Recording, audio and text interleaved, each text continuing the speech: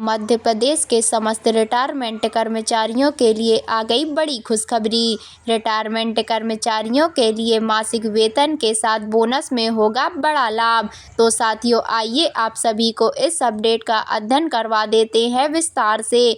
उससे पहले अभी तक आपने हमारे यूट्यूब चैनल को सब्सक्राइब नहीं किया तो हमारे यूट्यूब चैनल को सब्सक्राइब करके बेल आइकन को प्रेस करना ना भूलें, ताकि आप सभी को ऐसे ही नए नए अपडेट मिलते रहें। आज के समय में रिटायरमेंट के बाद आमदनी सुरक्षित रहना बहुत ज़रूरी है, खासकर उन लोगों के लिए जिन्होंने अपनी पूरी ज़िंदगी किसी कंपनी, फैक्ट्री या संस्थान में नौकरी की है।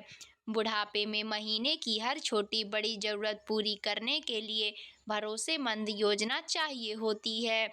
ऐसे में मोदी सरकार द्वारा लाई गई EPS 95 योजना काफ़ी चर्चे में है। इस योजना के तहत लाखों कर्मचारी और उनके परिवार आर्थिक सुरक्षा प्राप्त कर रहे हैं। सरकार समय समय पर इस स्कीम में बदलाव और बेहतरी लाती रहती है। खास बात यह है कि अब गारंटी इनकम यानी निश्चित मासिक पेंशन के साथ साथ बोनस का भी मौका लोगों को मिल सकता है। इससे रिटायरमेंट के बाद की जिंदगी और भी बेहतर हो जाती है। EPS 95 यानी कर्मचारी पेंशन योजना 1995 केंद्र सरकार द्वारा EPFO कर्मचारी भविष्य निधि संगठन के तहत चलाई जा रही है, एक सामाजिक सुरक्षा योजना है। इस योजना का फायदा उन कर्मचारियों को मिलता है जो संगठन या कंपनी में नौकरी करते हैं और उनकी सैलरी एक निश्चित सीमा के भीतर EPS 95 के तहत मुख्य रूप से उन कर्मचारियों को रिटायरमेंट के बाद आजीवन हर माह निश्चित पेंशन दी जाती है। इस योजना में कर्मचारियों का EPF कर्मचारी भविष्य निधि खाते से 8.33% हिस्सा कर्मचारी पेंशन योजना में जाता है। इस पेंशन का दायरा काफ़ी बड़ा है। इसमें न सिर्फ रिटायरमेंट बल्कि कर्मचारी की मृत्यु हो जाने की स्थिति में उसके परिवार को भी पेंशन मिलती है। EPS 95 के तहत न्यूनतम पेंशन राशि 1000 रुपये माह तक की गई है, जबकि कुछ मामलों में यह 7500 या उससे अधिक भी हो सकती है। सरकार ने इस योजना को और आकर्षक बनाने के लिए कुछ महत्वपूर्ण सुधार किए हैं। अब इसमें गारंटी इनकम का प्रावधान पक्का किया गया है, यानी आपका हर महीने एक निश्चित अमाउंट आपके खाते में आना तय है। इसका मकसद यह है कि रिटायर्ड हो चुके कर्मचारियों को पैसे की चिंता से मुक्ति मिल सके। अब EPS 95 पेंशनरों के लिए बोनस या अतिरिक्त लाभ की भी चर्चा हो रही है। सरकार के कुछ प्रस्तावों के अनुसार पुराने एवं नए पेंशनर्स को समय समय पर बोनस या खास लाभ देने की योजना बनाई गई है।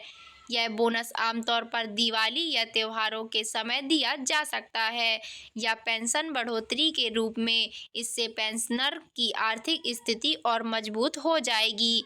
EPS 95 पेंशनरों की सबसे बड़ी मांग पेंशन राशि बढ़ाने की राशि है।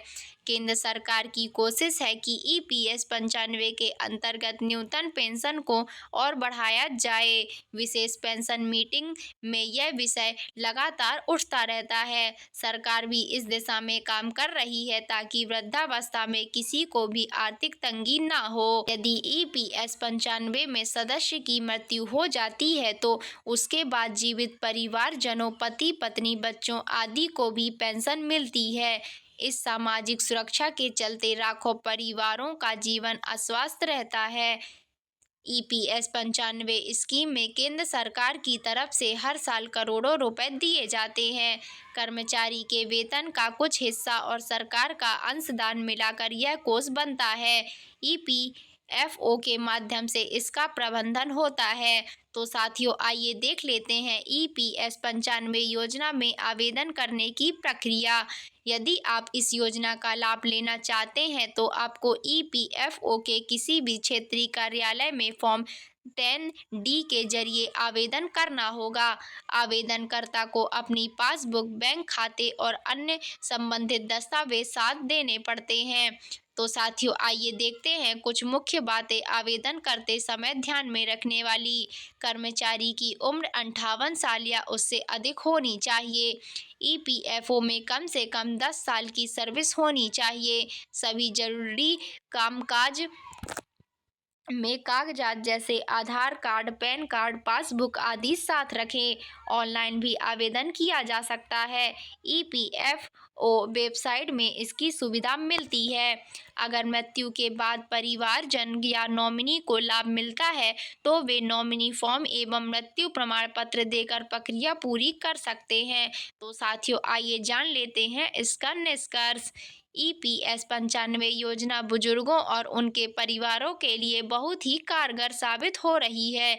गारंटी इनकम के साथ बोनस मिलना इस योजना को और युवा और बुजुर्गों दोनों वर्गों के लिए आकर्षक बनाता है। यदि आप किसी कंपनी या फैक्ट्री में नौकरी कर चुके हैं और पेंशन के बारे में सोच रहे हैं तो EPS 95 आपके लिए एक बेहतर विकल्प है।